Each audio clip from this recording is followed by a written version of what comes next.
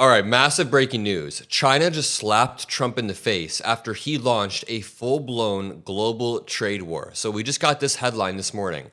China imposes 34% reciprocal tariffs on imports of U.S. goods in retaliation for Trump's trade war. And the scary part is, this number is way higher than basically every single expert predicted, which immediately sent global markets into a frenzy, but U.S. markets are especially getting hit. Let me remind you, almost all indexes like the S&P 500, the Dow Jones, they went down 5% yesterday.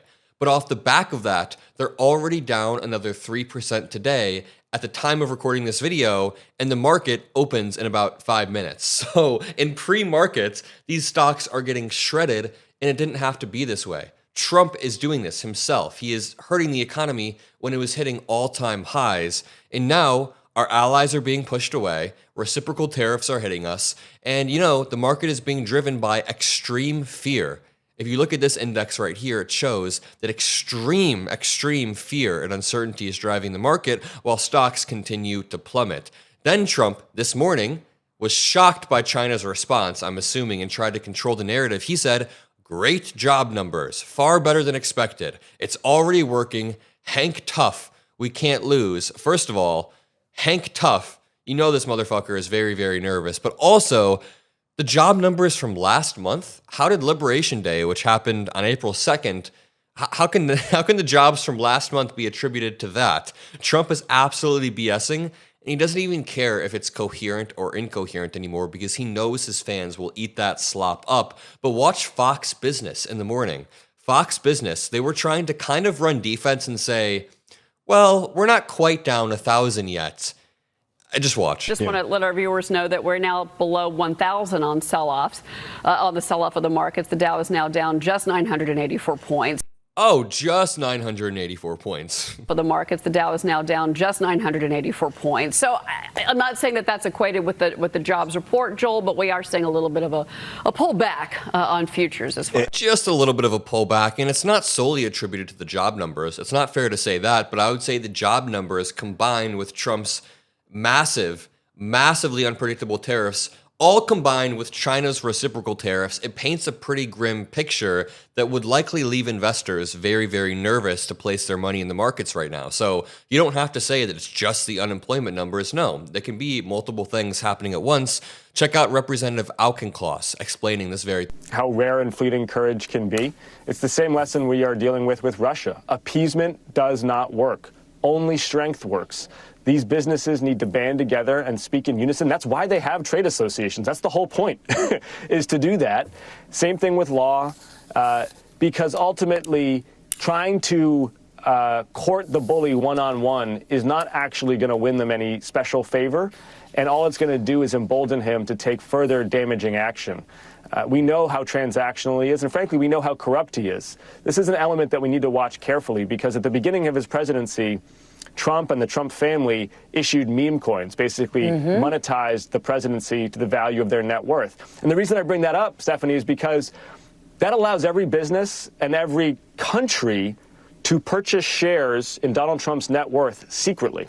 Yep, and that's something that people need to talk more about. As Auchincloss was saying, now I'm just repeating him. But the corruption component, or let's say the extortion component of tariffs, are really, really terrifying, because Donald Trump placed tariffs on basically every single country, save a few, like Russia and North Korea. And now, if in a month these countries don't back down on their tariffs, then Trump can ask for little favors or little exemptions, or you buy this, or you do this, and we throw you a little bit of an exemption. So now that they have tariffs levied against them, and tariffs that were calculated inscrutably, there's going to be a tremendous market for buying influence with Donald Trump, because it's very clear that he's not listening to his Treasury Secretary about how these tariffs are set. He's deciding them upon a whim. And if they can show him a receipt for, hey, I gave you $1 billion worth of crypto, he may change his mind on that. That further undermines any... Trump? No, he's not that transactional. Obviously being sarcastic, because Trump is absolutely that transactional. But let me show you this post that Donald Trump sent out this morning. And this really shows you how panicked he is. Like, Trump was obviously expecting a reaction, but we know that Trump is historically ultra sensitive to the stock market. At least in his first term, the stock market was the one thing that he would respond to very, very quickly. It's like a real-time feedback loop that shows that he's hurting the economy. So Now we were wondering, why is he not as sensitive to the stock market? Well, he still is. He tweeted out this morning, "To the many investors coming into the United States and investing massive amounts of money, my policies will never change. This is a great time to get rich, richer than ever before." And he tweeted this out as Fox Business was essentially begging Trump to change his policies. Fox Business was showing the tickers, and Trump watches Fox. So there's always been this interesting dynamic where when Trump is taking something too far, sometimes Fox will use their channel as a way to sort of push back in a soft way because they know Trump is watching, and Trump usually throws a fit. There have been many times where he says that like Rupert Murdoch is like too far left or whatever the hell, and that's what we're seeing today. Fox News is trying to say, hey dude, you're kind of hurting the portfolio of basically everyone who voted for you and the 401ks of a lot of Americans, which really, really is painful. But to go back to the main article, China imposes 34% reciprocal tariffs on imports of U.S. goods in retaliation for Trump's trade wars, which, if Trump wants to talk about investors, I know he's not talking about stock market investors, but they seem to be pretty scared off. He's talking about companies investing into the country there. But let me read this really quickly. China said Friday it will impose 34% reciprocal tariffs on all imports from the U.S. on April 10th.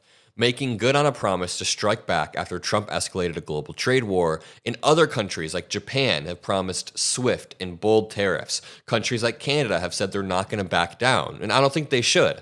I don't want all countries to self-destruct their economies like this, but I think that if countries bend to Trump's will, that's almost more damaging long-term because it creates a permission structure and shows Trump and shows other leaders that being a bully on the world stage works. I think the better scenario would be other countries kind of punch back and show Trump that, dude, you got to chill out. You can't be using these types of tactics. Quote, "The practice of the U.S. is not in line with international trade rules, seriously undermines China's legitimate rights and interests, and is a typical unilateral bullying practice." Now, China has no room to talk about bullying on the global stage or domestically. A lot of human rights violations going on there, but they're right. They're right. The U.S. is kind of bullying other countries. Since returning to power in January, Trump had already levied 2 tranches of 10% additional duties on all Chinese imports.